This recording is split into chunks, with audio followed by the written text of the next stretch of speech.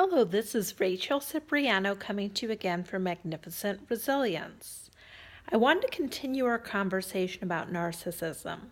I've been telling you that traditionally, a pathological narcissist becomes that way usually for two separate reasons. Either they were abused and mistreated in childhood, or they were overindulged in childhood. Usually, this very destructive personality disorder is formed in the developmental process and proves to be very difficult to reform.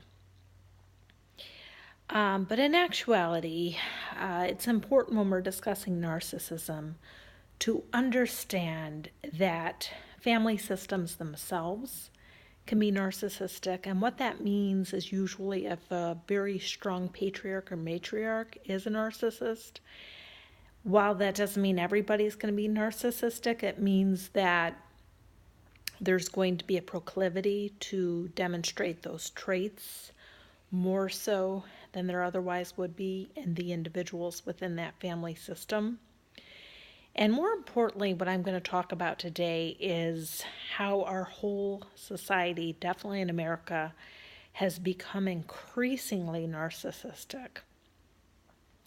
Now, we talk a lot about the millennial generation, and unfortunately, the self-esteem movement, for instance, Martin Seligman in his book Learned Optimism, Martin Seligman is a positive psychologist, and he truly believes that the self-esteem movement is one of the reasons there is so much depression and anxiety among young people today.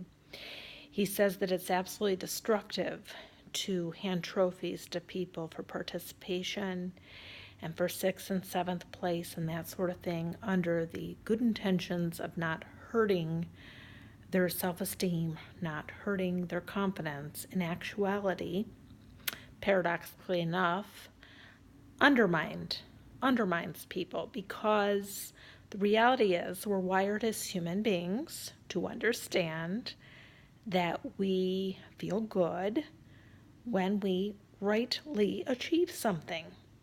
And when people are giving you perks and you haven't earned them, it's as if deep down we know that, and it begins to erode our sense of ourselves. Unfortunately, because these young people grew up at a time when this groupthink of self-esteem was all the rage, now they are in a position for many who they tend to be very entitled and narcissistic in their behavior. You know, they were overindulged in a sense and spoiled and taught to believe that their every whim should be attended to, and many times these people were raised by helicopter parents who swooped in. But the reality is nobody is going to do that for them. This is not how the world works.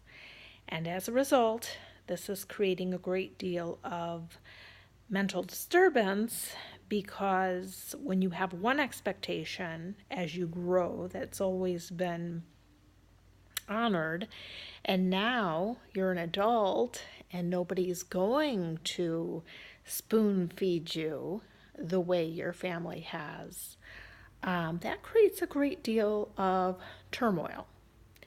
And that's one of the reasons I'm reaching out to the millennials and those who work with them, because this narcissistic malformation that has occurred through the self-esteem movement, through the Facebook culture, through the selfie culture, definitely needs to be addressed. It's creating a lot of problems for the individuals themselves, for those interacting with them, and for society as a whole.